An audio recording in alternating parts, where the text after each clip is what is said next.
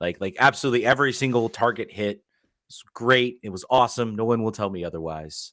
2025 season. We took a little break. I think DC United also was ready for a little break as well. These two players on the team were certainly ready to just be done with the season, and likewise just exited stage left before the last game of the season.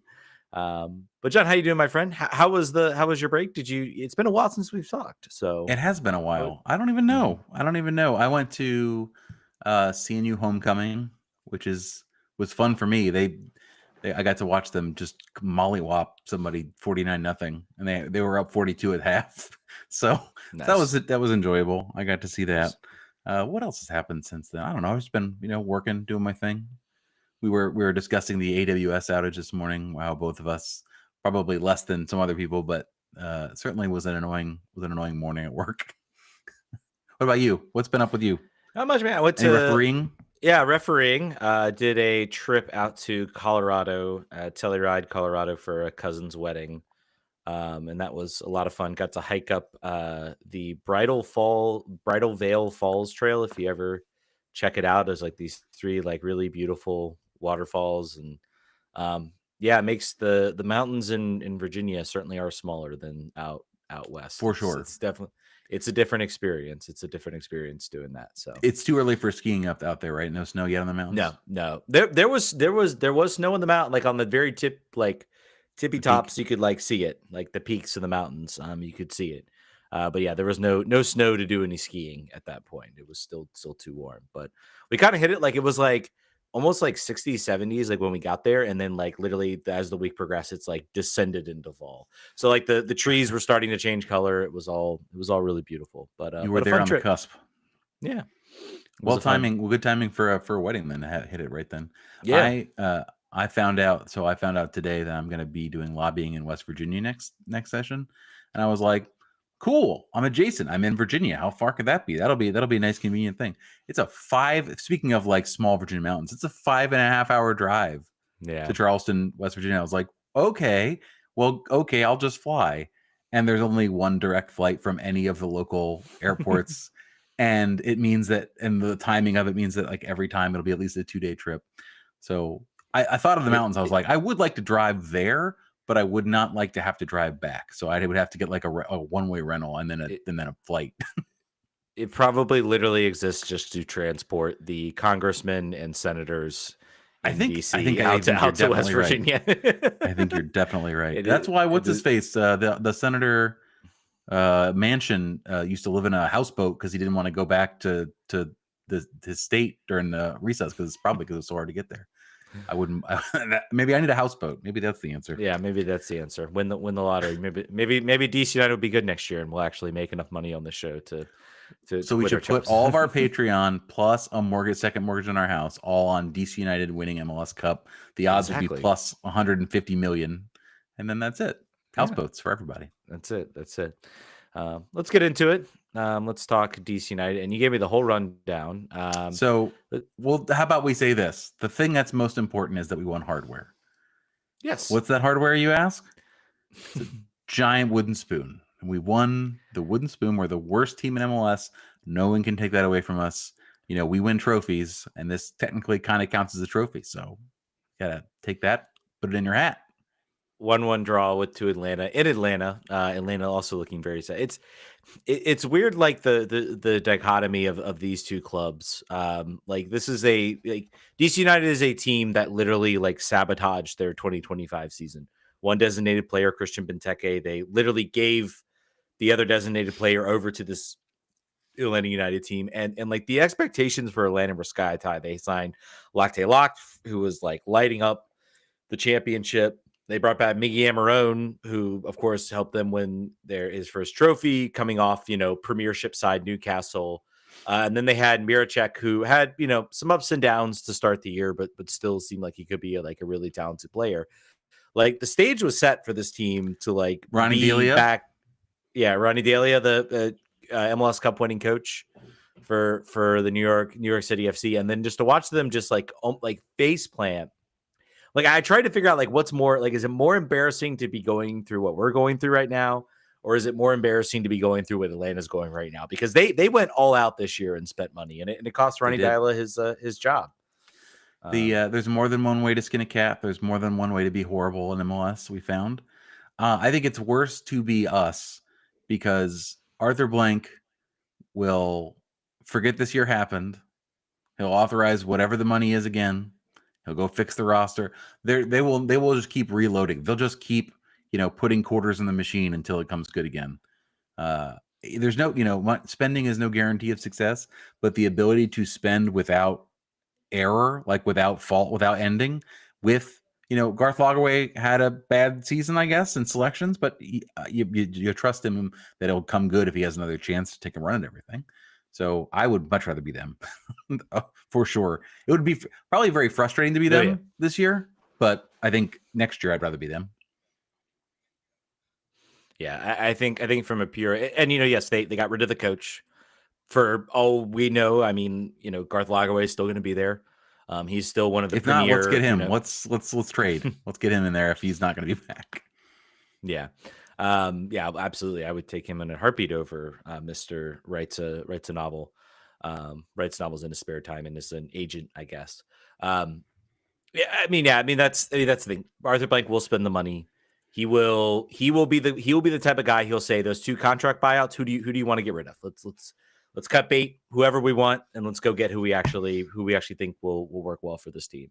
But it is kind of interesting just watching these 2 teams, and you're watching this game, and the game was very even keeled. Obviously, Miggy Amarone was sort of a nice goal right off the bat, and then Gabriel Pirani sort of tying it up kind of later towards the second half. But these 2 teams were pretty much evenly matched. There wasn't much sort of separating them on the field.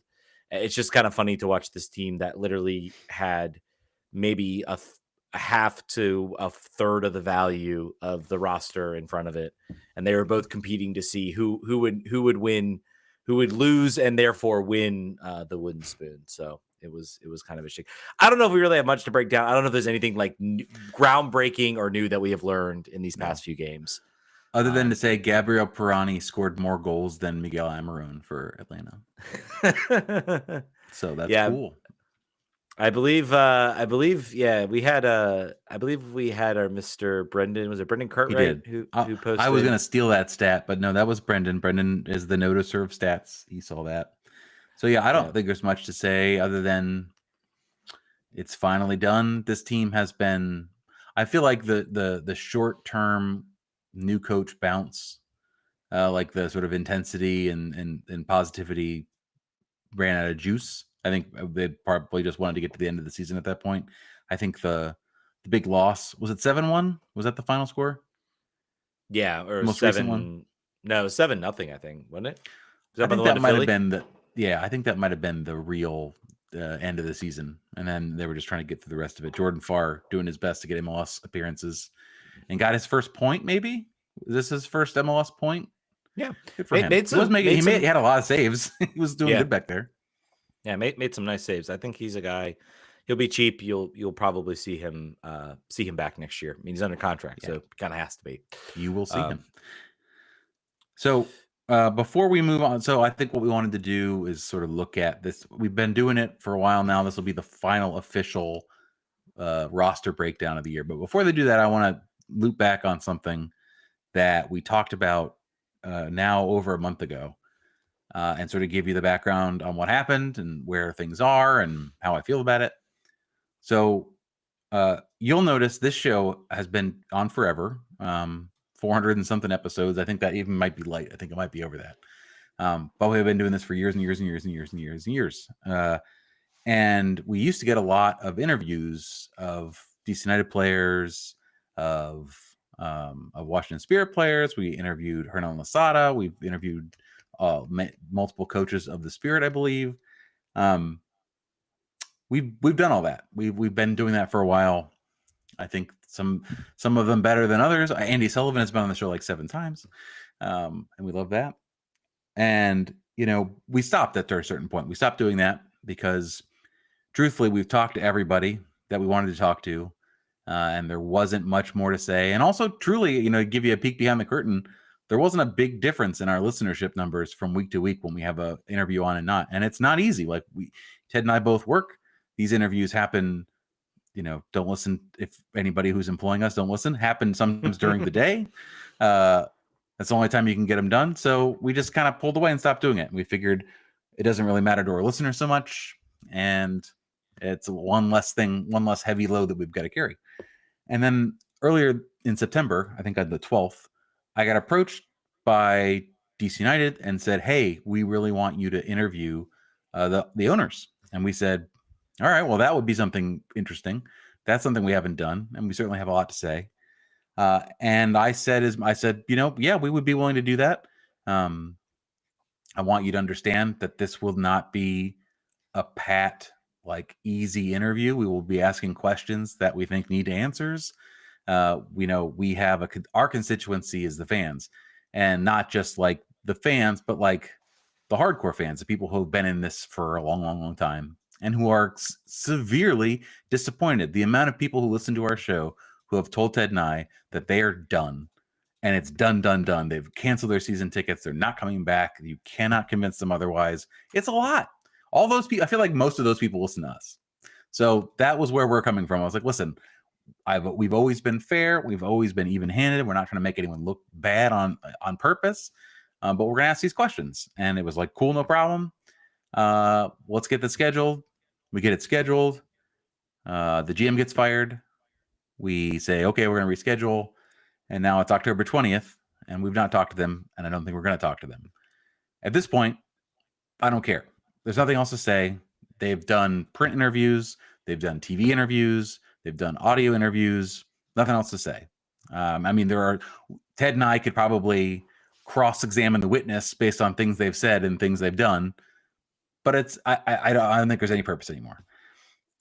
It upset me, and it upset Ted. I don't have to speak for Ted, but it was upsetting to us to sort of like, we weren't looking for this. We weren't seeking this out because it's something that we had sort of walked away from because, as I said, there wasn't really a benefit to us. But it would have been a good opportunity for them, to be honest with you. It would have been a great opportunity for ownership to correct, or at least begin to correct, the damage that's been done. And I think doing this and then not following up and not circling back and not getting on our books makes it even worse. I don't want to talk to him anymore. I don't think there's any point in it.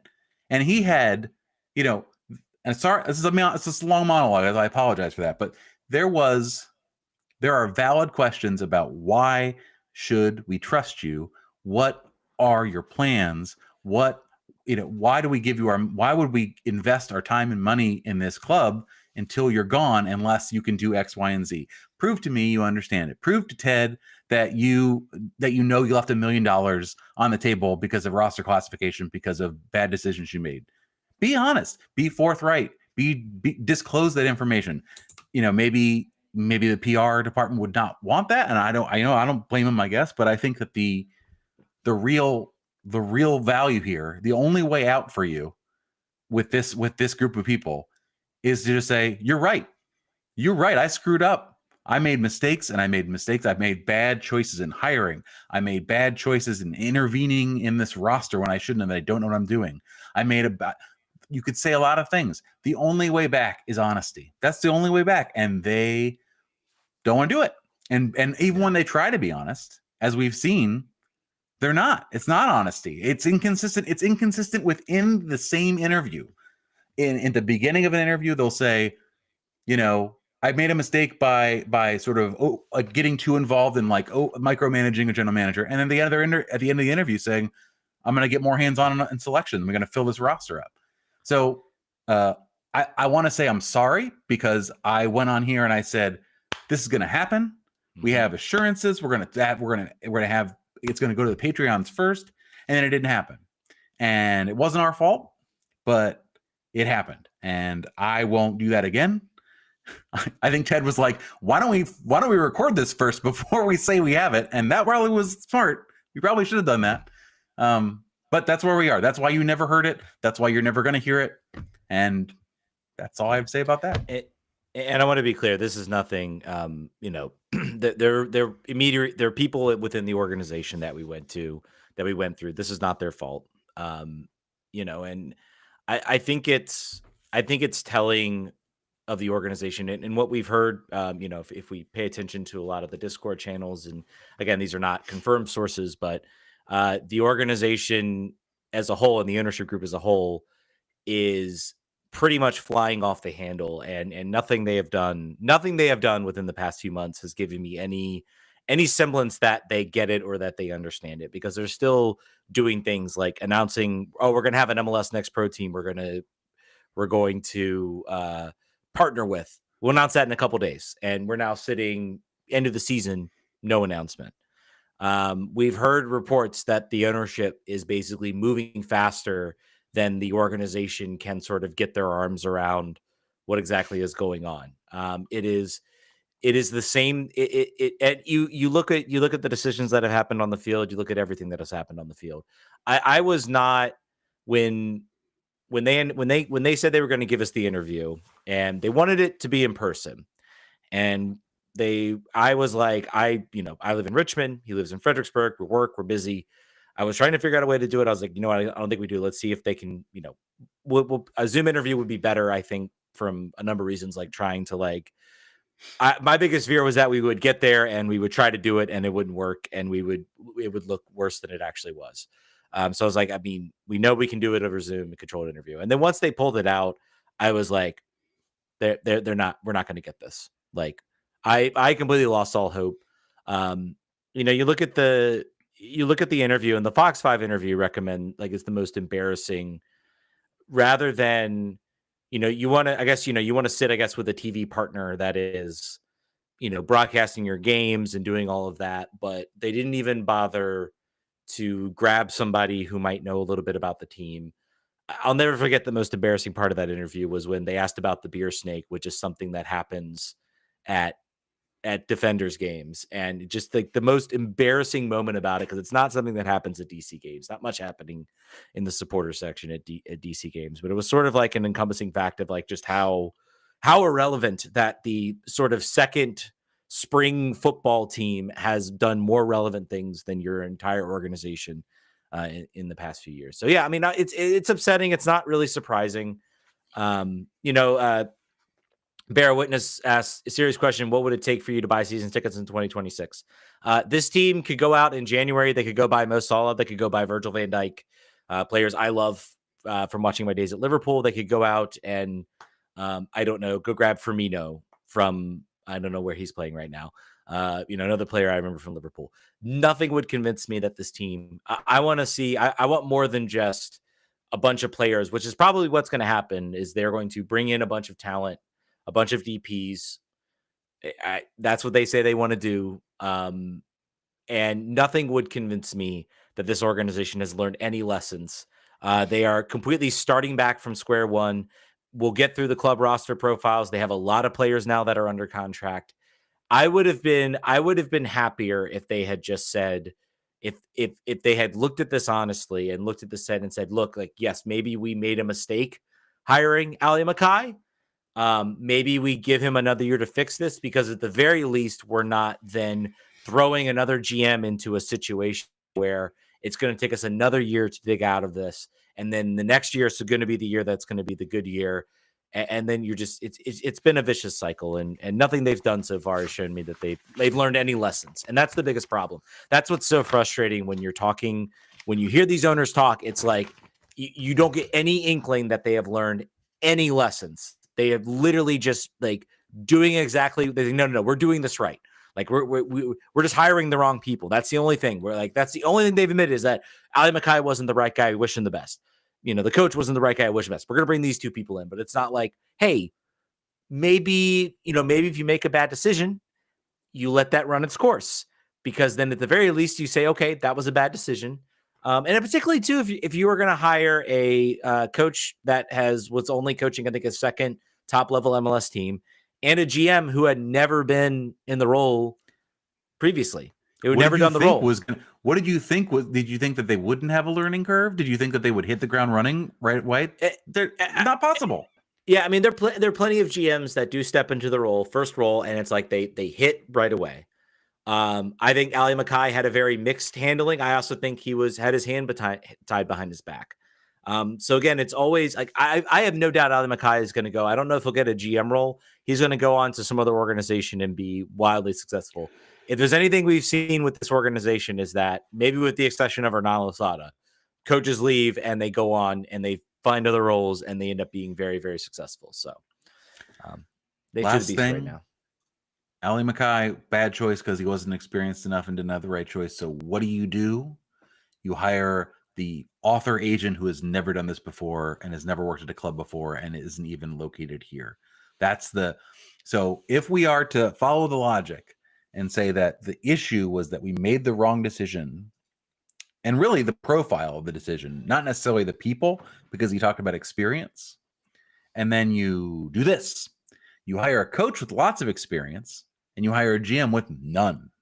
And being an agent, being a podcast host, which he also is, and a YouTube channel guy, that doesn't count. I'm sorry. That is not translatable experience. So once again, for I don't trust you is not having a coherent explanation for your choices.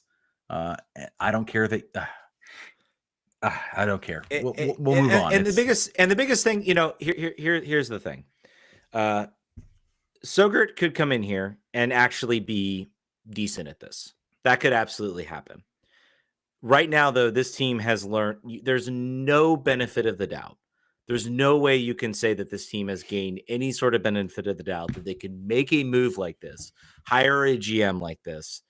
And, if Seattle went out and did this, if LAFC went out and did this, if maybe even Kansas City, if any other MLS organization, really any other MLS organization went out and did this, successful one, I should add, you would say, okay, well, they've earned some benefit. Maybe they see something in this guy. They've made a lot of good decisions in the past. There has been no decision, major decision, I will say, probably since signing Wayne Rooney or bringing in Lucho Acosta, that gives you any sort of sense that this organization has earned any sort of benefit of the doubt. And that's the biggest problem. It's a lack of trust. And that's why I don't care who they sign. They could go and pry Messi from frickin' Miami for some reason. Yep. I don't know. Maybe they get him drunk one night and have him sign a contract. I don't know. I don't know. But there's nothing in this organization. And the biggest thing is now everybody's jumping ship. I don't know what the state of the academy is. We'll get to a player that they're signing to. I don't know what the state, like the scouting department's gone. Everything's gone now. It's like you're starting back from square zero. You're in the exact same spot you were last year, or not last year, end of 2023. Yep. It's like the cycle. It's like cycling through. All right. Should we get into the roster news? Roster profile. All right. So we've done this. Well, let's talk about let's. I do want to bring this player up. Sure. We got Oscar. We do have a 15-year-old player, Oscar Alvarez, homegrown player, signed. I was trying to do some research. Like, he's obviously born in Honduras. Parents immigrated, 15 years old. So certainly DC United trying to tout like, oh, we have this homegrown player. He has played for the U.S. under 16 national team. So certainly a player, and I do trust Roach, who says he's a good player. He could certainly play. Brendan Cright says, so what do you expect Oscar Alves saw as a development plan good enough to get him to sign? Depends on how close it was to the 48 hours to the MLS Next Pro thing being announced. He might have been at that meeting and was like, okay, I'll sign. Maybe they've got to have something. It's good. There has to be something in place for sure. I think it is. I think it is more. He's 15 years old. The team is like, you're good enough. We're going to give you a professional contract. This is what he wants to do. He gets that sort of that step. I think it's kind of fitting that they are offering this contract to somebody who's 15 years old. It's probably going to be 2-3 years before maybe he even breaks the first team as far as a roster. I don't think if you are a player who is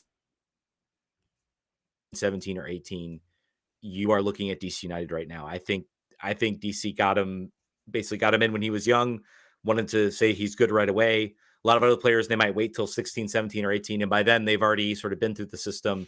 they've maybe got other offers out there. They may have already been grabbed by Philly or by other players, by other organizations that have much better youth development programs right now than we do. So I think that's more the case. They're willing to offer him a pro contract at 15. I don't think anybody else was willing to do that at this point. So I think he went with At it. just 15 years old, our focus will be on protecting Oscar's development and surrounding him with the right tools, people, and structure to ensure his long-term success. Based on what? Based on why? Why should we believe? Like what? What? Who are you gonna? Who are you to put together the right structure for someone's long-term success? I mean, the interesting thing, Kevin Flanagan's still the still For now, listed as yeah. the DC United director of academy and player development. So he's still, um, and also to say we'd like to thank Virginia Rush Soccer Club for the important role they played in Oscar's development. Because DC And his United has remission. only had this player for 11 months, so he's not an Yeah, academy success story. He is. I mean, I guess when you're 14 to 15 and you're already making the choice that he's a player to sign, um, that's something, I suppose. You've done something in a year to sort of bring him along to that point. But great for him. Glad that he's in the youth national team setup. Boy, would I love a place to know where he's going to be going, along with Gavin Turner. Um, I'm sure we'll get that news eventually, hmm just longer than 48 hours. But that's good news. And we also know a little bit of news that this team will be playing in the Coachella preseason tournament, which beats the pants off of going to Saudi Arabia. So that's good. Most of MLS and half of NWSL will be there. So that's cool. Good for them. I think we'll probably be able to watch it. Maybe we'll be able to watch it online. yeah, It's possible. we'll see. That's always the joke, but maybe it'll actually happen. But maybe it won't. Apparently Sebi blowtorched the ownership on blowtorched on Football Americas. We'll have to go check that We'll out. have to check that out and share it on whatever clips we find. We'll share it on social. Yeah. Yeah, man. I All right. think if there's a one person who's earned the right to do that, that'd be him. All He right, does it on a regular basis too. he does. All right. So, who the hell is this roster going to be next year? Let's go through it. We've done this a bunch of times, but let's do it one more time. We'll start at the bottom of the roster instead of starting at the top. We usually start at the top. We'll save the top for the end. Players who are, it's funny because this was obviously doesn't get updated in the middle of the year. So Fidel Barajas is still on here. So he is obviously Well, already gone. are you looking at the September? Was there a September one? No, send me that. There is a September one. Yes, I will send you that. What I'll you say start. is- I'll start while you get that up. Rita Zohir is the actual last player on the list. Yeah. I would See ya. say see ya. Yeah, I don't think he did he even make an appearance for I think he did. for I think he DC. was like an 87th minute substitute one time. Yeah. Gavin Turner, actually a MLS player who made the playoffs, made the MLS Next playoffs. I think they got dumped out 2-0 by Huntsville. So had some, I think, some semi bright moments for Chattanooga while he played. Was a fixture kind of in the starting lineup. I think had a couple assists, a couple goals. I watched one game, I think, where he played, and he was definitely given sort of a free role. Did not look out of place. He is certainly a talented player to watch in the future. The question is going to be what is his development going to look like? How is it going to serve the team? And will he be on the roster? Will he be on an MLS Next roster with whatever agreement or deal that they have? Who knows at this point? Feels like it would be a flaw in roster construction to be expecting anything out of him major in the 2026 season right off the bat. It's not ready. Probably not ready. Garrison Tubbs next on the So list. his contract expires at the end of this year. We've got team options. I think they'll probably pick up the team options. I would assume, at least for maybe, I don't know if you do them for both or just one. I'm not sure. He spent first he spent one game on loan with Loudoun United, and then he spent the rest of the season and is still there now with Loudoun.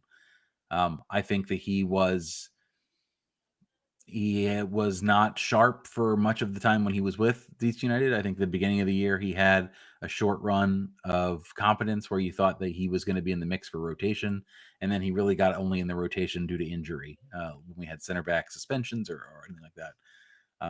I think that there's probably the fact that he still counts as a homegrown player for roster purposes means I probably think they hold on to him because I don't think they have a lot of people knocking down that door that they want to make space for in that. So probably keep him. Probably pick up the rosters Yeah, options. I'm just looking. I'm like, well, was he actually getting minutes? I guess he was. Looks He like was. he was picking up some minutes. So he was getting some opportunities for the team. Obviously he'll be another player who will make the playoffs because funny enough, Loudoun United qualified for the USL postseason. But in true dysfunctional fashion, apparently this will be Ryan Martin's last year, which is just I hope he I wins don't I hope he I wins the trophy and gives him the bird on the way out. Yeah, it's just that's so he finally gets a team that's good enough. He finally makes a run. They're solidly fourth or fifth considering everything surrounding this year. And then apparently like it was like the Pittsburgh game was like the game. It was like, well, you need to win this or otherwise you're out. Or maybe it was Charleston. I can't remember. One of the teams that's in black and gold. I can't remember the one or two. Just wild type stuff. I don't know. Maybe he goes on a run. Maybe he saves his job. We love Ryan Martin is one of the guys that we love Yep. here on the show. Yep. Um, so Jacob yeah, Merle. Oh, sorry. yeah. Sorry, What do you I think? was just gonna What do you think say of that Tubbs? I don't know to be honest. I considering the dysfunction right now with the organization, I think you're right. I think the homegrown thing might save him. It's basically a free player. Yeah. Okay. I'm back on it. Yep. I think it's why not. I think if you're smart enough as an organization, you kind of see that the Were you going to say because of the fact that this was a Mackay sort of machination to acquire this player on draft day, that's why they may be like, well, we don't not necessarily subscribe to whatever. I think it's more maybe I think you have an organization. I think the biggest thing that worries me is, and I guess maybe what's it Dave Casper is still there, so maybe he's the guy who can sort of sell the importance of like, hey, this is a free player basically. Like this guy doesn't count against your cap, it doesn't count against anything. Like this is like a player to keep. Maybe he can bang the drum, but I just like wouldn't put it past this organization as dysfunctional as they are, saying oh no, we this player's not good enough. We need players that are good enough. We're gonna get rid of them. So Next up, um, Jacob Merrill, who has a contract through next year, so he'll be back. What do you think yeah. about his season? Obviously, he's up for goal of the year with his goal against probably the one sort of shining moment of the season with that sort of bicycle kick. I think he kind of is at the sort of same level. It's really hard to judge a lot of these players because of just how because of kind of just like how poor the whole season went, and even when they're like good moments, it's like everything's just being kind of tugged down with this player. I think he'll get his opportunities next season. I think the biggest thing for him, we see flashes that show he can be like a good striker, maybe a good like inverted winger in this league. The problem is like that next step, that step up that you see and that you want to see in a player. Is always what's missing for him. It's always like it's never consistent enough. Yeah, Jose I think Kojima. Go ahead. Sorry. I was just gonna say for Merle, I think it's his best season without a doubt, but he will always be my needs an MLS Next Pro or a loan because he needs minutes to grow, and he just wasn't really getting them. He got more of them this season, but he had long periods of either injury or being on the sidelines. So Yeah. Jose Kojima, I am not a huge fan of Kojima's game, and I think that the amount of minutes he got should be going to somebody else that profiles as a more. I just don't.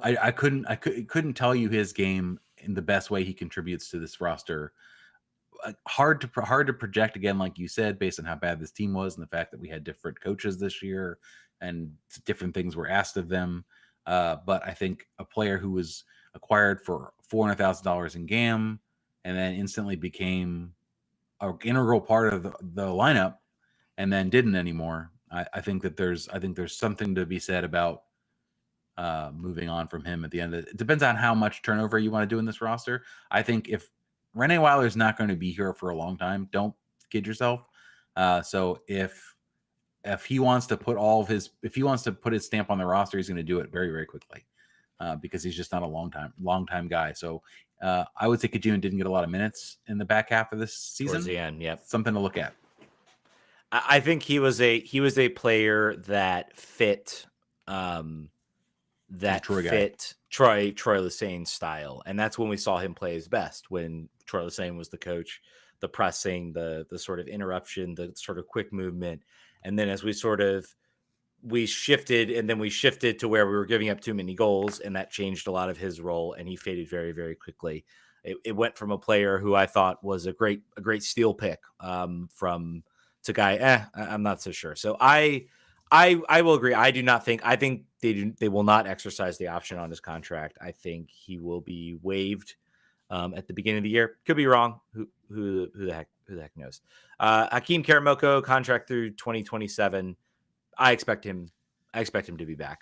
I think there's I think it's going to be a question too. Again, can he get a loan out to somewhere? I think he picked up an injury, so it was just kind of tough goings there. He doesn't even seem USC League Championship tier to me.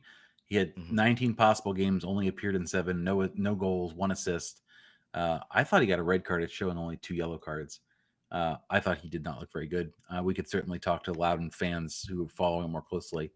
I don't see it there, to be honest with you. I could see the team, if the team does not think he is good enough, shopping him around to another organization that maybe has an MLS Next Pro roster, next pro team, and taking a second, third round draft pick, maybe $50K in GAM. I could see something like that happening with him. Hey, we'll be picking at the front of every round, so it's a good time to be.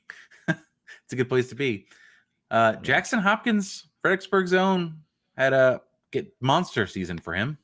This is put himself on the map. I think this is awesome. I think he is once again being seen as a more attacking player, as a wing player like he was originally under Hernan Losada and also in his academy days.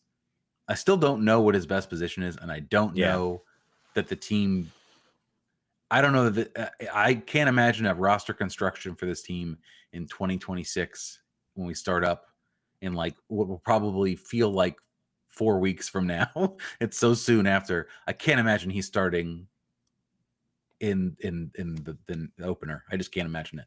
But maybe I'm wrong. I think he benefited from just how certain players I feel like sometimes benefit from when everything is poor and going badly and the roster construction is kind of a mess and it doesn't really make much sense, because what you saw in his game is he was pressing up high. He was kind of taking the front pressing role, using those legs, and that got him into good spots. That got him into good moments. He was kind of a player that was all over the place, all over the field. I would not be shocked if he had some of the most ground covered of some of the attacking players out there. And I thought that's a role that suited him well.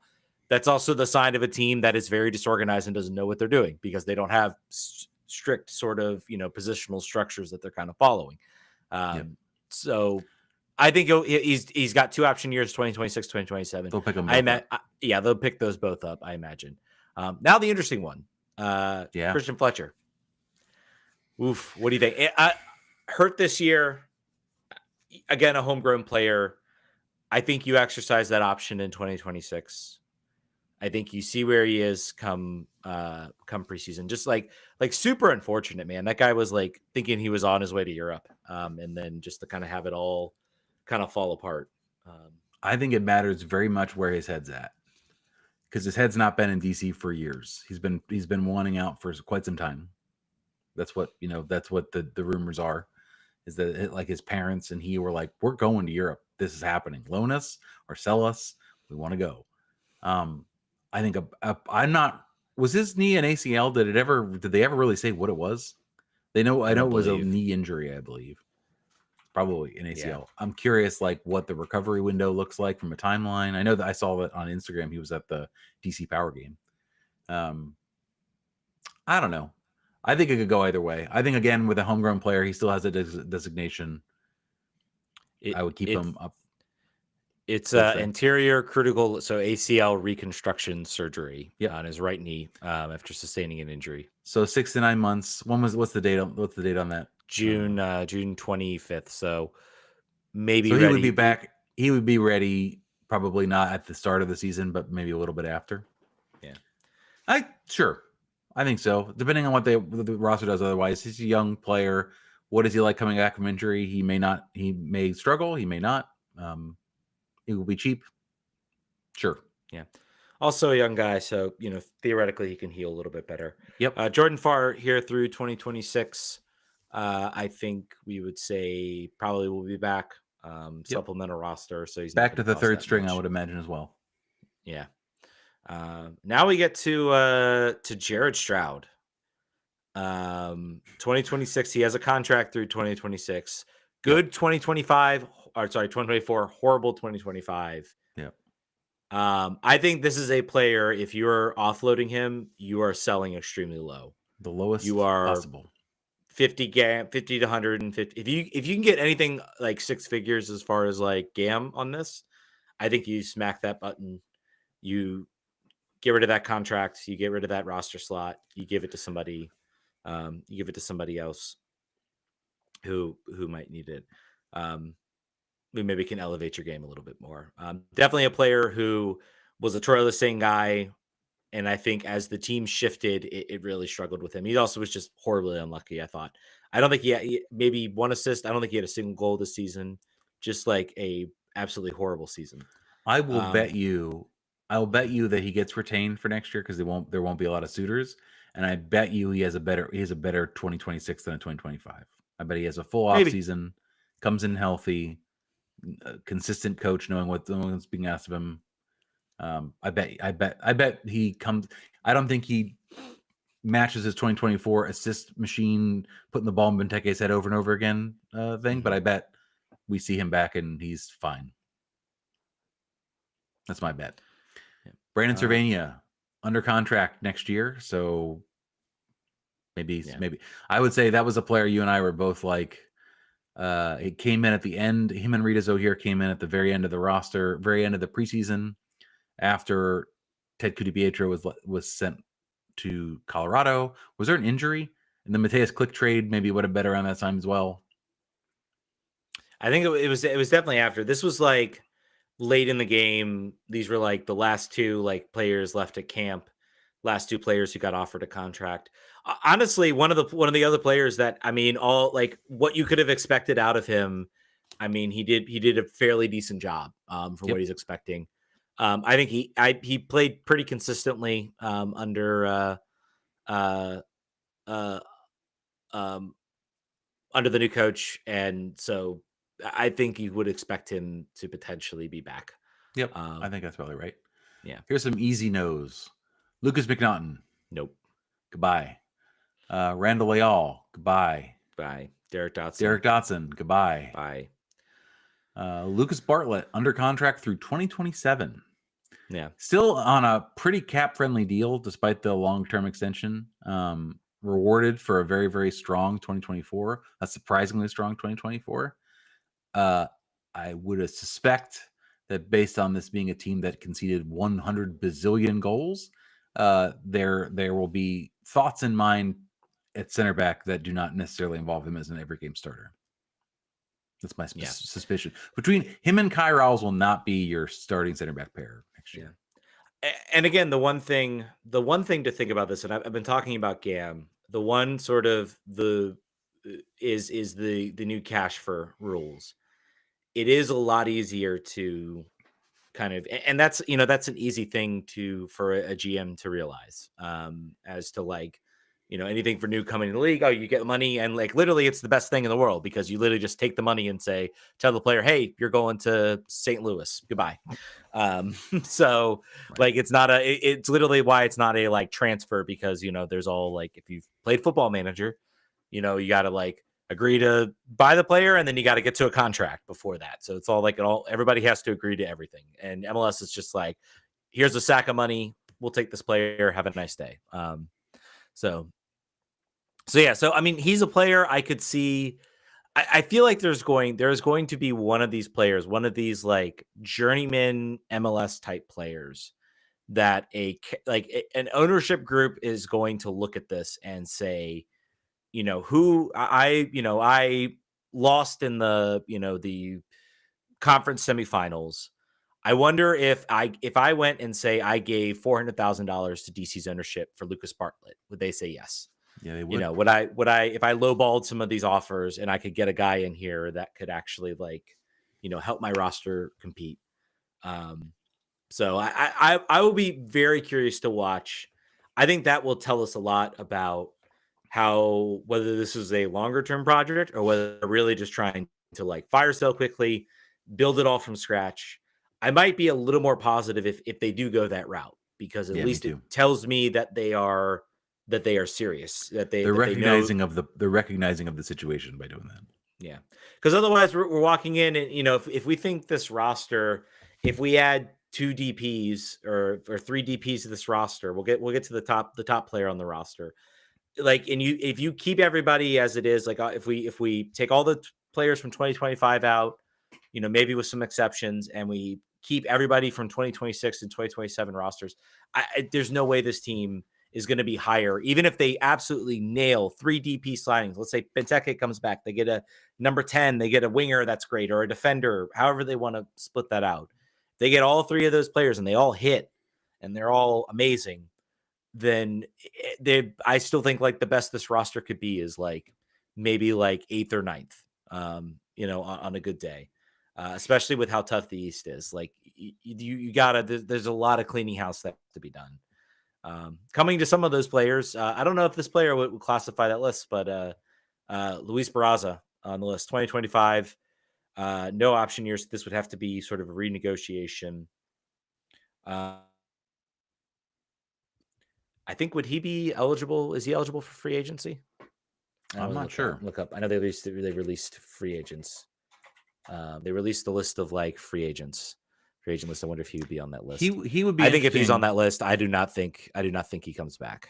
So You think he'll be valued more somewhere else than he will be here? I think he will. I think he will look for. Um, I think he A will better look. He maybe situation? look for a better situation, or say no, thank you. I'm ready to maybe move on. Maybe he doesn't. Maybe he's you know what? I have an opportunity to start here. But I think it'll also tell you too what they're thinking about in that goalkeeper situation, because he was by far uh, the best goalkeeper that this team has. So Yep. He played for much of or the entire year with a torn meniscus or injured meniscus. Um, I th- I think you he try to keep him if it's reasonable. If the prices are reasonable, I think again similar to the he Bartlett count. he Go ahead. he is a free agent. Okay, well, it's up He's to a him, free I agent guess. next year. He is coming off of an injury, and he's coming from a team that conceded the most goals possible. His agent will be out there telling them, "Yeah, that's everybody else's fault but his," and I would be inclined to agree. But we'll see. I think if you could get him back on a reasonable deal, on a not long term deal, I don't think you'd want to commit to him as like a 3-year deal with starter money. I think you probably find that elsewhere. Mhm. But then again, maybe we'll be back right exactly where we were in 2023 with multiple second stringers or like part-time first stringers trying out for the role again, which I guess we could do, but I'm kind of tired of this. Mhm. I would kind of like a dependable, guaranteed number one, but I would we like this team to be active in the free agent market in MLS. I would actually like to see them be aggressive. It's going to be tough, to convince players, Dave Casper, let's go. Do your but thing. You know this. it's going to be tough. All right, so coming up on one of the two buyout spots, I think would potentially be something worth looking at. Dominic Baji in contract through the end of next year with an option for 2027.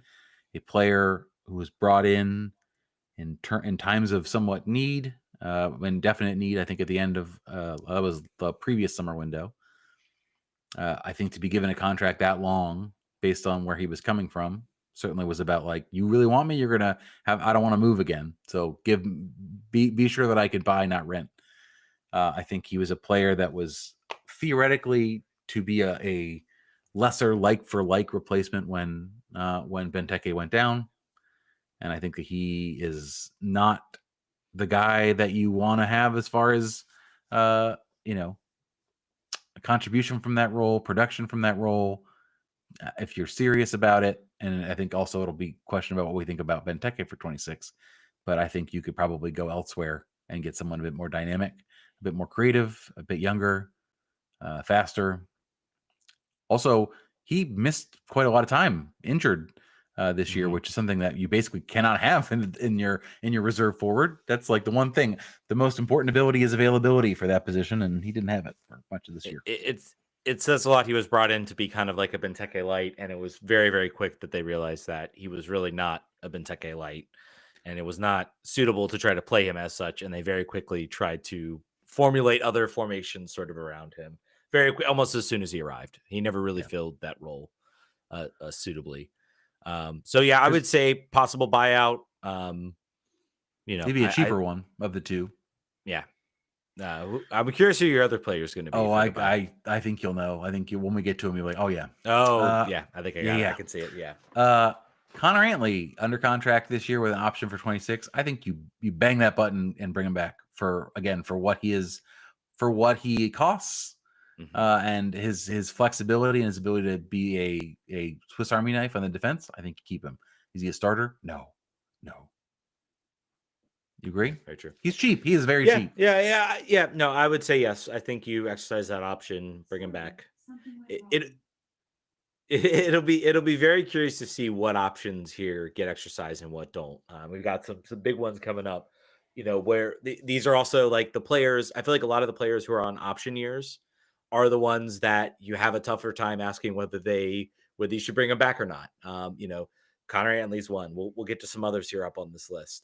Yep. Um, a lot of the players you look at, there's some players you're like, yeah, no, but a lot like you even Kojima, I would be like, I don't know, maybe if you think there's something there, you do it. Some players are obvious, Dotson, Liao, no, that's all obvious, but it's kind of interesting that there's a lot of players here with options, and you would think like as a team, like any contract that is an option, you're just looking to shed it, you're looking to get it, and that's why I think Connor Antley unfortunately could find himself declined on that option, but we'll see. Uh, David Schnegg. Under contract for next year with an option year for 27. I think his cost, his cap hit would go down a lot in 27 because now you're no longer paying the prorated transfer fee, right? So that's something. Beliefs. It I think depends. it Yeah, is. it depends on how they broke it out, or yeah. So So I would say a player who was hot and cold. I think throughout the season. I think at the beginning of the season he was much more dangerous in the attack. Uh, Still has not really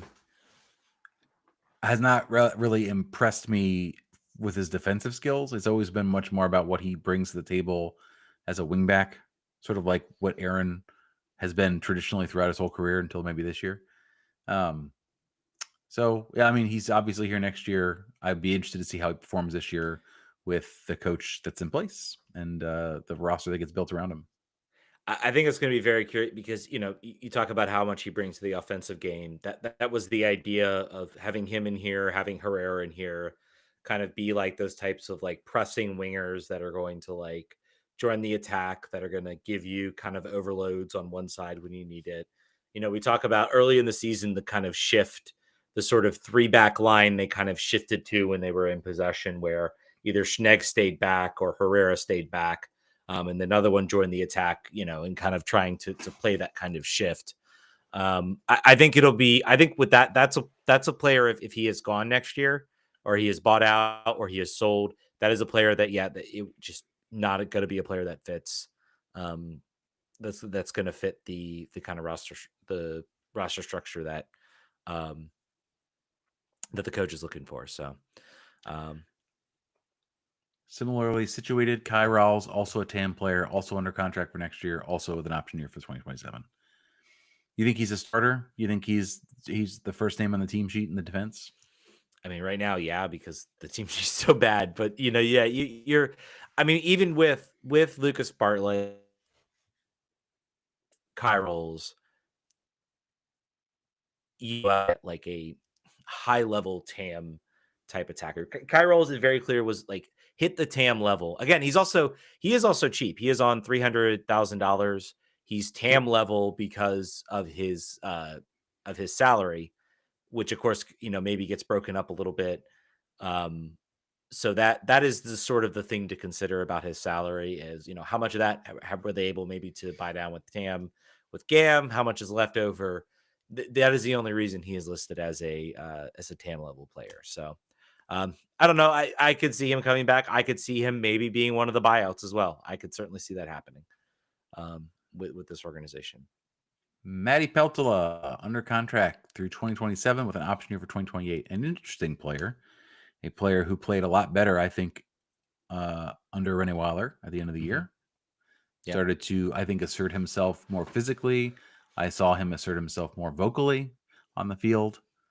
I think that's good. I think we would do well to have him. I think he's like a unique player on this roster Hmm. as far as his ability to contribute on both sides of the ball, a great passing range when it's utilized. Can play pretty dogged defense as well. Can clog up lanes. Is starting to get more physical.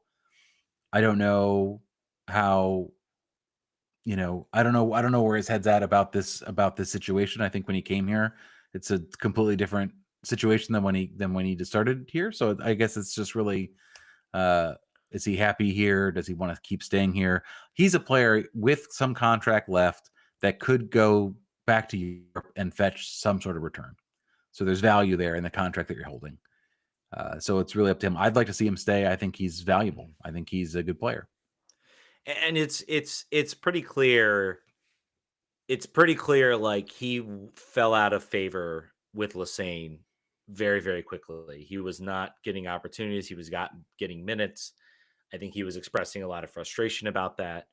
Rennie Weiler comes in, and suddenly he's a like a locked in starter, right next to Cervania. Pretty much started every game towards the end of the season, obviously with some rotation and everything like that. So maybe there's okay, maybe I'll give this another road. I got and if by summer it's not working out, then I say, hey, I want out. I'm done. I gave it my best shot, and I want to go. I want to go back. So he's a player I would like to see come back. I would like to Yep. see him back next season. I would be kind of sad if he was sold. I was very high on him when he came in. I've stayed sort of high on him because I think he brings a lot to the table. So, Yep. Agreed. uh, drop peg low through 2027. Ugh, I, I, That's yeah, a bad contract, I think. I think yeah. this is a bad contract. I think it was desperation. He is a player who, for the position he is on the field, for the salary that he's making, for the contract that we gave him, has to be on the paper a large contributor to the offense. Has to be scoring goals. Has to be getting assists, and he was injured all the time this year. He was injured. He was off the field Mhm. for much of the time. And when he was on the field, he was never a difference maker, bar one game where he scored 2 goals. Yeah, That was his a best couple game. And games. other than that, try to remember another game. Uh, it's tough. This was a bad contract given. You gave a guy a proven MLS scorer uh, tenure and money, and I don't think that that's necessarily him. Yeah, I mean, I think he shows a little promise. He's a player I look at, and I'm like, if you had I think with a lot of these players, and with some of them, you know, they could have been good players. It's just the fact that they did not have sort of those players that can kind of elevate. They can kind of elevate. Where teams could very easily shut down Joao Peglo. Could they shut if the team had let's say a Miggy Amarone, prime Miggy Amarone number 10, who's taking up most of the attention, maybe that gives more space for Joao Peglo to do it. Right now, as the team is functioned and organized, there's like, oh, shut down Joao Peglo and, hack him down and we're done. We can shut up shop. They don't have anything else. Um, I think purely based on the fact that I don't think they're going to get much value for him. I think he will be back next year. Yep. Just to see if you do bring in those high ranked designated players, maybe he'll want to come back. But remains to be seen. Aaron Herrera. I'm gonna go on a limb here. I think Herrera will not be here next year. I agree.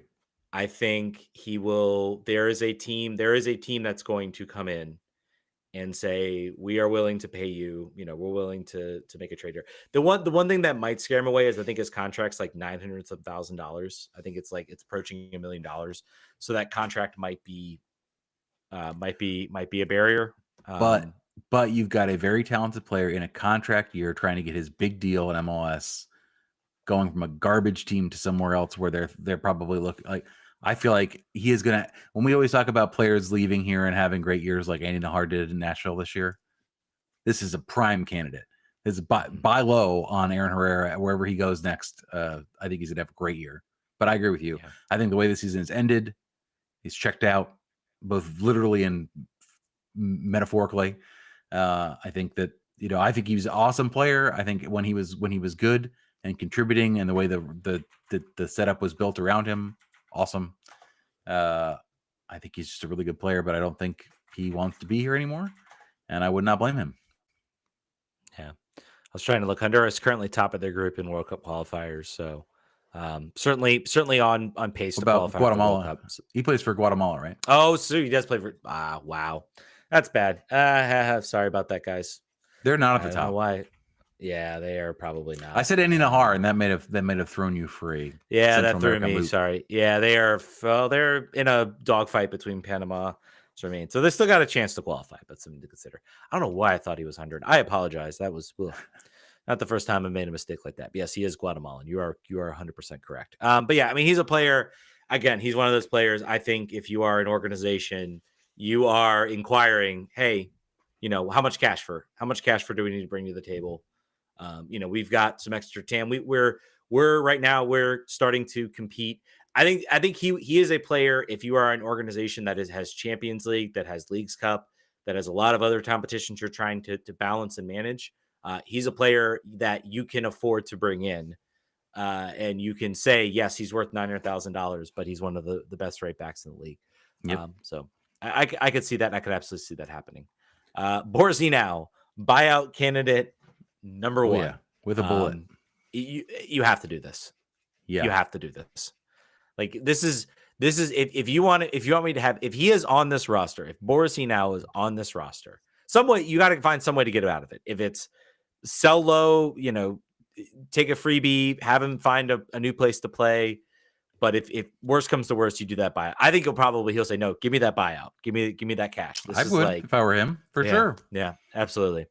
This is buyout candidate number one. You want to show me you're serious? Get yourself out of this contract. This is like, A completely bad contract, bad player ID, has not materialized in any way. And this is not a player.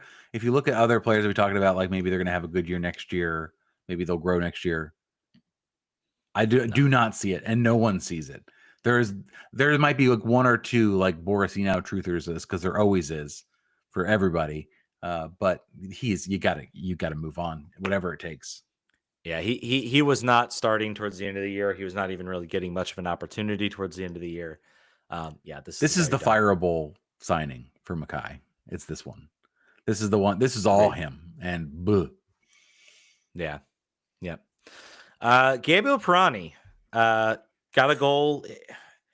Yeah, man. This is like beginning of middle last year. I would have said we're done. I think we've seen enough. I think we're let him go back. I fully expect his option to be exercised.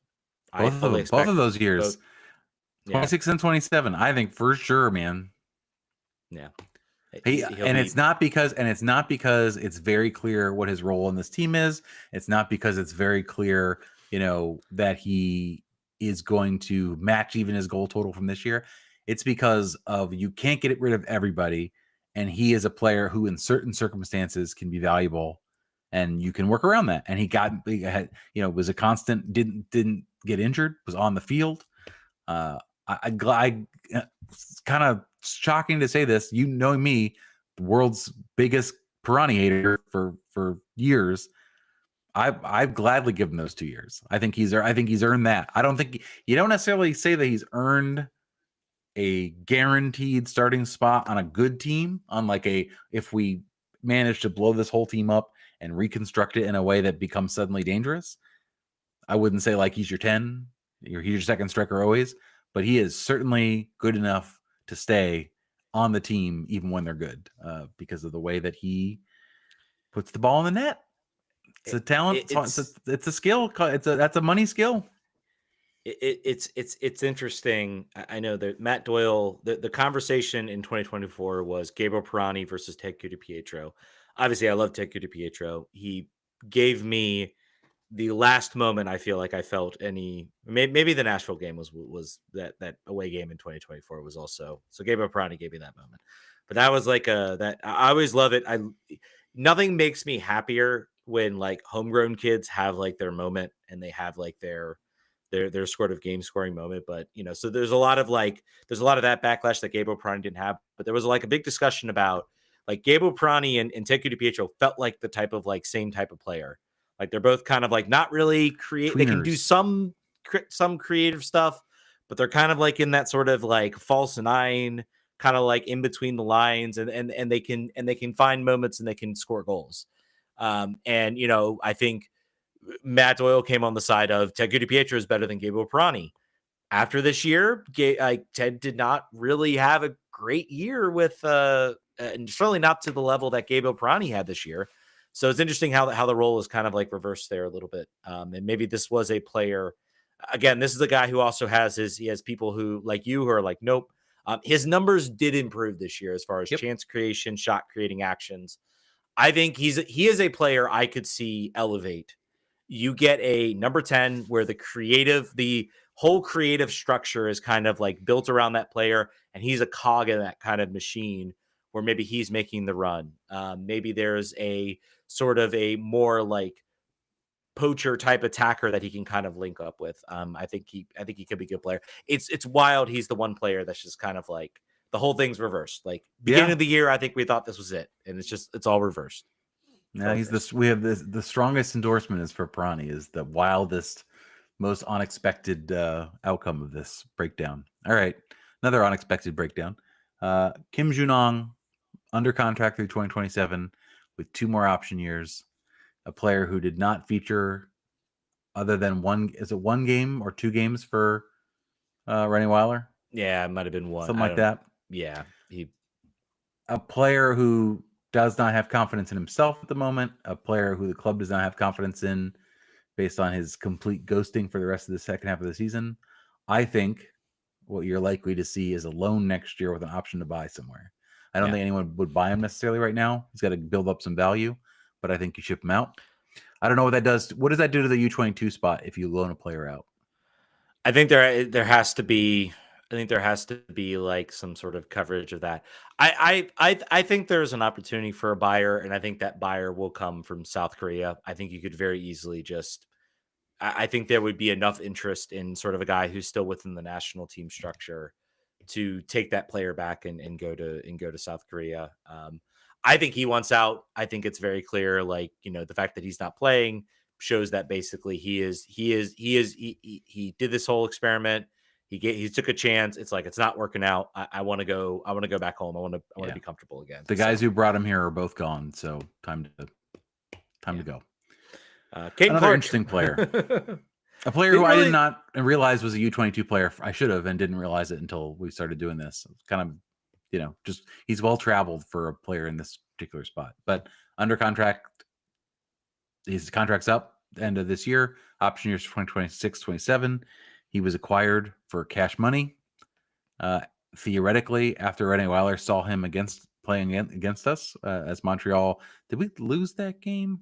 I don't remember what happened in that game. It's all running together. It was a draw, I think. It was maybe a 1 or 0-0 or 1-1. Yeah, something like that. So he started this game in Atlanta. This might have been his first start. Is that possible? If not his first start, he didn't start all of the games he could have. He started the game against America. I remember that. So game, but like as far as like real games that counted, I think he's had one more. I think he's had a start. I'm pretty sure he had a moment, but I think virtually guaranteed that the option years are picked up. You didn't make that money move without having the expectation that you were going to pick that up, and I don't think anything changed. If you did this, if you brought this player over, you spent money on him to get 2 starts, and then some substitute appearances, and then you let him go for nothing, I think you would A, that's dumb, but B, what is this roster? If you brought this player over and you let him go, like how can you bring in 18 players? Because I'm looking at the number of players under roster. It would be a third of the team would be new. Yeah. Most of the players in the middle and the top end of the roster would be potentially being moved. So I think he's back. Yeah. Yeah. I think, I mean, you spent the money on him. So even if it doesn't work out, you kind of got to hold other than that, you look even more of a mess than you already do. Compound your mistakes. Yep. Yeah, he'll be back. I mean, what it does leave up. I mean, right now so we're saying we're exercising Gabriel Pirani's contract. We're exercising Caden Clark's contract. Kim Jung Hong is the one in here for 2027. Like that almost intensifies, like you have to find a way to get out of that contract, because that is a budget player who isn't good enough to start, and you have to find a way to get. Otherwise, if you're saying you want to go out and find 3 DPs, you can find no other U22 initiative players right now. If you're exercising Clark's option, Pirani's option, and you can't find a landing spot for Kim Jung Hong. So Pirani is 23 and will be 24 next season. Does that mean his extension? You can hold, so the U22 initiative, you can hold on. You exercise those option years, you can hold on to that spot. The U22, I Sweet. believe you can hold it until like you're 25, as long as you're not offering them a new contract. So if you're picking up Great. those option years, he still qualifies for the U22 initiative. Then spot, a guaranteed pickup for him. All right. So the big kahuna, the big dollar player, Christian Benteke, designated player, the only one on the roster, contract through December 31st of this year with an option year for 2026. You and I have gone back and forth on this. I think your most recent swing was at the America game when he came in the second half and was dominant and changed the team around. I think this team is in such flux and such sort of throwing up the pieces. I think it depends on, they're going to fill all the 3 spots. That's already been stated multiple times, if you can believe anything. Who knows? Who said knows? they were going to do that in the summer. Yeah, well, this time I mean it. If you have a great number 9 in mind, goal scorer, younger, less injury prone potentially, and that's sort of like in your head that you're going that direction, I could see saying we're going to cut ties. If you think that this is going to be yet another holdover year, that our aspiration, even though we're going to roll over a bunch of our roster, but like realistically, as you look at the players we can bring in, you're still like, I don't think we got the juice. I could bring him back for another year, because I think you can project what he's going to do with a reasonable certainty. So I think it's a big asterisk for me. I could go either way with it. It just depends on how they intend to fill those other 2 spots. I mean, for me, this is the biggest, like, if you want a tea leaf about what they think, I will say, if this is another player, like if his option is declined, I'm maybe a bit more. I'm not positive on anything heading into next season. Let me be clear, but I'm a bit more like, okay, they wouldn't be doing this if they didn't have something in mind, or if they were trying to go do something different. And maybe I'm completely wrong. And again, I'm giving some benefit of the doubt to that notion. I do not think Christian Benteke will be back. I think he was on just wave. I don't think he wants to be here anymore. I think it was pretty clear there were certain ways that the team had to sort of get him to sort of be the captain again. I think things soured very, very quickly with the organization. I think with losing Troy Lesane, losing the coach, the sort of influx with everything else, I could very well see Rennie Weiler saying, like, I need to go out and get DP number 10s, DP players that I know can contribute for next season, and those don't involve. And I want to go out and find my player. Christian Benteke is a great player. I think he would want to go back. So we'll see. A lot of this, there's going to be this is going to be probably the most, like, fascinating option exercising sort of release on, like, what the players are. And who knows, like, I don't know, like, before I would say Stephen Goff would probably have the news. He probably have the news right now about, like, what the team is thinking. He is with Yahoo. He is covering the national team right now. He is not.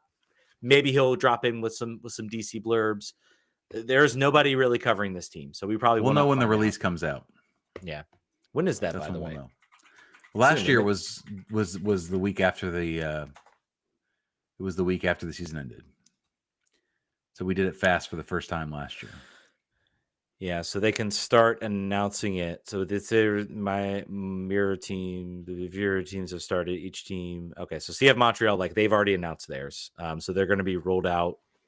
So I think there is a deadline that they have to do it by, and I do not know when that deadline is. So we'll probably get it here very, very soon. In the past, we would do it on the deadline day every time, Yeah. even though it didn't make a difference. So if my numbers are correct, we are looking at about 17 players that you and I both think will be back out of the entire roster. So that's a lot of turnover. It's a lot of turnover, but again, the turnover, a lot of this, there's a lot of muck that is going to have to be. If you want to get rid of Kim Jong Hong, you got to find a suitor for him. Got to find some way to get him out of your roster. If you want to get rid of Borisy now, you either got to do a contract buyout or you got to figure something else out. This is why I would have been more for just giving Mackay another year and at least letting some of these other contracts like run their course. I think next year you're hopeful for 2024. That is your hope. Your hope that you are entering the last game of the season. You're not in the playoffs, but you have a chance maybe to win, maybe controlling your destiny to win and make the postseason. That's what you're hoping for next year. I don't think you're hoping for much more than that. There's a lot that, and if we had an experienced MLS GM, a guy who's able to do this type of stuff, I would feel more confident about their ability. I don't. It's probably Dave Casper, the one running the show right now, as far as like trying to make these moves. Rennie Weiler doesn't have any connections. Rennie Weiler's here to like evaluate talent and to maybe bring in some international guys he might know. Same with Sogert. That's why they're here. They're here to do those types of things. None of them have any of the GMs. They have no connections as far as like players. They are probably, I guarantee you, they have probably watched a grand total of like 0 minutes before they became interested in the job in Major League Soccer. So that's what you're dealing with. That is the monumental task in front of this roster. We are in the bottom third of the league in TAM or GAM left over from this year. For whatever it does roll over. The funniest thing is, I just looking at it. San Diego, a team that did they win the supporters? They won the West. They had like the highest point total for an expansion team ever, or something like that. Yep. They've got 3.4 million in GAM rolling over. And who's the other team that was surprising to me? Had 4 million. Minnesota has $4.5 million in GAM. No, almost $5 million in GAM. And that's a team with a roster with 2 DPs, 3 U22s, and 5 TAM players. Lots of unavailable on loans in their roster, but I would say if you were a team that had a new GM and a new coach come in that felt like this needed a lot of changes, I'd much more want to be Minnesota than us. Mm-hmm. We've got $700,000. Minnesota can do what Rennie Weiler wishes he could do probably with this roster and just like completely flip it. Yeah. There is, one thing I will say is GAM is becoming, I think is going to start to become more of a salary cap type mechanism. There's going to be less sort of GAM sort of flowing around. You'll probably see it for like the occasional, like swapping out the international slot, swapping out the draft pick. We forgot to mention, this is like DC United finishes the wooden spoon. And I'm pretty sure this is like the first year that they will actually get the number 1 draft pick. I feel like we always would finish last in the league and we'd always pick like 3rd or 2nd. Because there was an expansion team that was in the head of us. No expansion this year, so we do get that number 1 draft pick. So we have a chance at maybe getting a good talent. I don't know. Travis Clark, please, buddy, tell us who we should be watching, who we should be watching. So maybe we'll actually bring him onto the show since DC will have the pick of the pudding as far as that goes. Want to say Brendan Cartwright. So ownership seemed really jazzed about to go after Premier League talents, and it's mostly worked. Okay, yeah, sure. Do you think Rennie Weiler or Sogut will? might look more towards Switzerland or thereabouts, or where do you expect our talent to come from next year? Um, I would expect it to be Europe. Yep. I would think it would have to be Europe. I don't think we're going to be bringing in a lot of like South American talents. I have no idea. I have no idea the level of talent we're going to get in. I don't know like where Rennie Weiler fits as far as like, do players want to come play for him? Is he an attractive player? He has been around the block. I don't know. I don't. I have no idea. Yeah, No I don't clue. want to pretend either. I think that's the problem with like a lack of trust plus us optimism. Like, I don't know. I don't think anyone's like I have always wanted to play for Rene Weiler. All from my from my youth. I remember I watched his stint at Servette or from Yokohama Antlers or where did he play in where was Belgium? Was it Feyenoord? It No, was Anderlecht. Anderlecht. So the team that you might have actually been able to see from another country. But yeah, no, I don't think so. I don't. I imagine they're going to go for names because they desperately need to capture the casual fan in the area because the long-term passionate fan is vacated the premises. So Yeah. that's why I think they go to Europe for names. Um, what kind of soccer related therapy do you recommend until the next podcast episode? Well, funny you should mention that. So this is our plan. We'll say it here because it makes kind of sense. This is our last episode of the year on your normal feed. We needed a break. There's nothing else to talk about for the most part, and I think everyone needs a break. I think you need a break, unless you're a Patreon. And our plan is to continue to do shows in the off season for the Patreons, probably every other week. And I think we'll see what they materialize on, and I'll try to. Whatever day that Ted and I record, we'll try to release it on the same day so you can expect it at a certain time, probably Monday. Probably make it try to keep it like for you. But if you're a Patreon, the $5 and up tier, we'll have a show for you. Who knows what it'll be about? Probably about soccer, but probably about other stuff too. Yeah.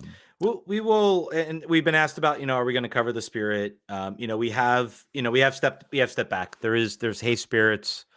I think we recognized in our busy life trying to track two teams, trying to watch the games to give the Spirit and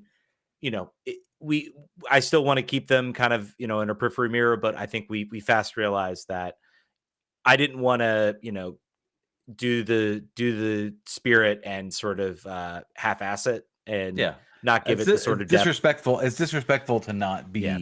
as engaged as we need to be to actually be able to analyze it and have thoughts that are of any value. So and we did it because there really was not, there was not sort of the coverage that was out there. There is now a great podcast, Hey Spirits, that do in depth with the Spirit.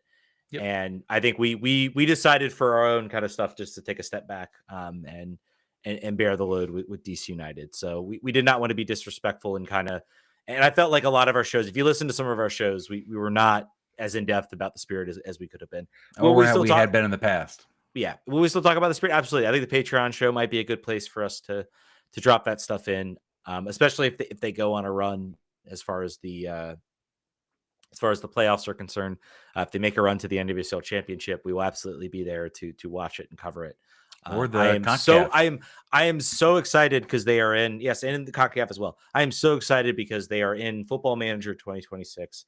It'll probably be actually my beta save. I'm figuring out that might be what I fire up as my beta save, just because it'll be fun to experience that. So, and maybe there'll be some Football Manager content. I don't know. I've done that in the past. Maybe I'll figure out if I can make DC successful in 2025.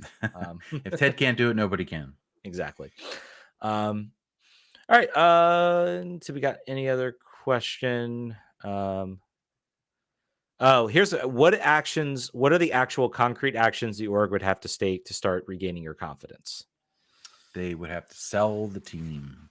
I believe for me to trust it. I think for confidence, was that the word he used? Yep. I would say 3 years of increasing and consistent success. I think better and more consistent engagement with fans and more honesty. I think better. That's the most important things. There's other stuff that matters to me, like what their media presence looks like. That's where we're in that space. So what are you doing on your website, on social media? How are you being exciting or engaging? It's not super important, but like Yeah. all the stuff that you've left to wither and die, you got to bring it back, and you got to keep it there, and you got to improve, and you got to have ambition, and Yeah. not just be uh, satisfied with being at the bottom of the pile, but like not actively embarrassing. I think that's what I would need. And ambition can come, can come in many forms. It does not have to be spend the most money. Nope. It it can be exactly what. Oh, and again, I use Philly. Philly Supporters Shield champions. They are the best team in the league. They have the best record in the league. They are an organization that had a down year, got rid of the coach. A lot of people wondered whether that was the right call. They Seems like it have was. trusted their they have trusted their vision. They have trusted everything about their organization, and their structure that they have built is very sound, and able to sort of bring in players that they've been able to be successful. And that's really like I want to know. I have no clue what the plan is right now. It feels just as scattershot as it always is. What are we going to be in 2020? What is this team going to be? What is this organization going to be? Is it, I guess, is it anything anyone Rennie Wilder wants? Okay, that's fine, I guess. I think Rennie Wilder's a competent manager. Is he a fantastic over the top manager? No, I mean, he's had some success. He's shown he can build a program. He did it in Egypt. He does seem to like go after teams that are really good. This is the first team I think where we can successfully say he is chasing a team that is like bottom of the barrel. And can he do sort of a recreation or not a recreation, a Reclamation project. reclamation project. Thank you. I am not using my words. It's 10 o'clock right now. This has been a Yeah, long we did show. a So 90-minute show for the worst team in MLS. So yeah, you're welcome, we guys. did. We wanted to You're go welcome. long since, like I said, this is the end. This is Yeah. the end of the road for many of you, and we'll be talking to the rest of you, the loyal crew, the cash paying. Listen, if you don't want to buy season tickets for next year and you're thinking, where can I reprogram these DC United dollars? I know just the place, Yes. And patreon.com/RFK Refugees. the best thing is it's cheaper. We're so much cheaper than So the much cheaper, and DCTU. we're not going to lie to you. We'll never lie to you. We will tell you the truth always. And nor, you know what I think we might do, Ted? I don't want to commit to this fully, but if things get bad enough, I think I might do a so good book club in the off season that we discuss the books on the Patreon shows. We'll think about that. We'll see how desperate we get. Yeah, do it. So good book club. Oh my gosh. Hopefully they're not All right. long. If they're short, we could do it. But again, I want to thank everybody. I put out a call for questions, and we get flooded with notifications and emails. We get flooded with info from you guys. You guys are the reason to keep doing the show. I've always talked about myself as wanting to be positive about the team, because it's like, why would I do a show about a team I have no hope? This is the toughest as far as like trying to have some hope, or trying to do that type of thing, because I still want to have hope that there can be success for DC United. I think the owners should sell the team. I think they've shown they cannot run a competent organization, but that's not going to happen short of finding out something horrible about the ownership group. They're probably stuck here for the long haul. So it's you guys that kind of keep me going. That want to talk about this team. So Yep. um, I think that's right. I think the community that we sort of built around this show is the thing that keeps me going. It's no longer necessarily love for the team or the players. It's really love for the people that have stayed around this show. We have pretty much only been a show while this team has been varying degrees of bad. I would say 80%. two playoff appearances, 2018 and 2019, and nothing else since. Nothing And else so, since. like, I would say 80% of our shows have been reviewing, like, if not in the moment bad soccer, in the aggregate bad soccer. So, you really gotta like us a lot and what we have to like stick that out. And there are people who don't follow the team anymore that still listen. I love you the most because Yeah. you guys are you guys are super sickos. So yes, Ted and I have at various points in this season talked to each other and like, man, I don't know anymore. I feel like this is killing me. but we always find a way to like have something interesting to talk about and fill the hour, or in this case, the 90 minutes. We like talking to each other about this team. God help us. And we love talking to you about, what's going on and how you feel about it. So we keep on. We'll keep on doing our thing until I don't know. I don't know at this point. What if not this, Ted? If it isn't this, I think we might just do this until we're retired and dead. I think that's really kind of where we're at. We'll be the Mark Fishkin role and over at Red Bulls, and maybe then they get tons of access from that team. And Mark Fishkin will be 70 years in while we're doing this. Exactly. All right, folks, that's going to do it. Thank you again, guys, so much for listening. And we will catch you guys in 2026. In 2026, if you're not a Patreon. Vamos. Vamos. Ugh.